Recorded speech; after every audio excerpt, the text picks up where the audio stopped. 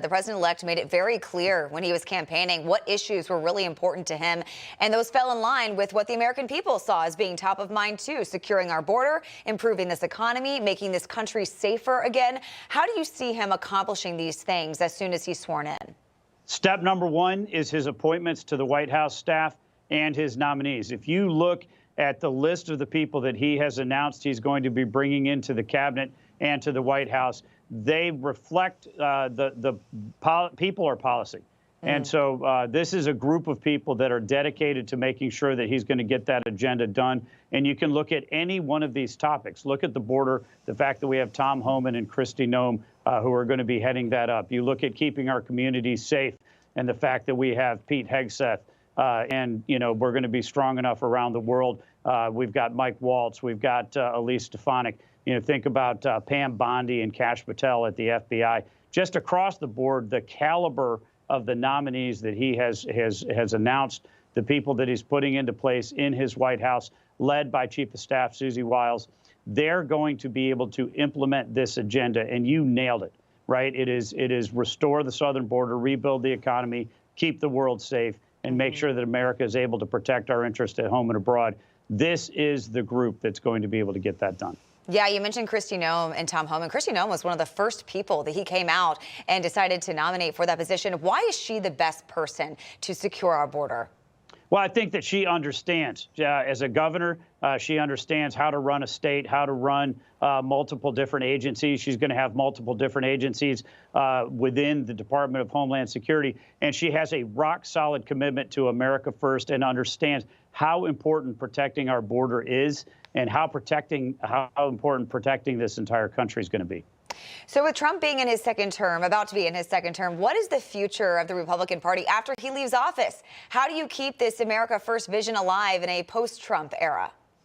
Well, look, Donald Trump has completely remade the Republican Party. I think he's remade it for the better. We are now the party of the working class. We are now the party that represents every working class family across the country. We saw historic shifts in black voters, Hispanic voters, Asian American voters, young voters, and women voters in this election cycle. And it's because Donald Trump was talking about the issues that they cared about.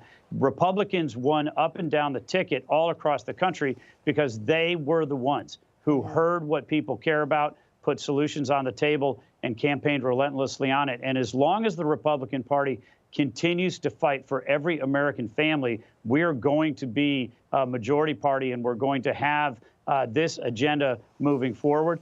This is a mandate, right? It's a common sense mandate to make America great again, and that's the plan going forward. So I want to ask you, RNC co-chair Lara Trump stepping aside now. Donald Trump has endorsed Casey Crosby for the job. What are your thoughts on who should replace her?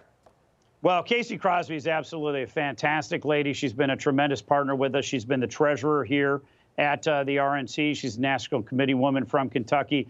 She's been with President Trump since day one. She will be a fantastic co-chair here at the RNC. But just to spend a second talking about Lara Trump, I honestly don't have the words to describe what a great co-chair she has been. She's been transformational here at the RNC.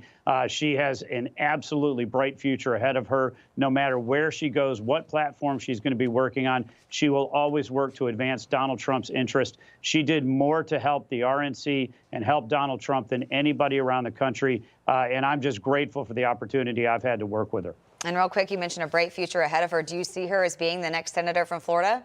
I certainly think she'd be a great senator from the state of Florida. I think that no matter what path she chooses to go down, she's going to always work hard to represent her family, represent her community, and represent America very, very well. All right. Chairman Whatley, thank you so much for joining me. Really appreciate it. Thank you. Have a great morning. Information. Truth is freedom. Is Newsmax. It's real news for real people.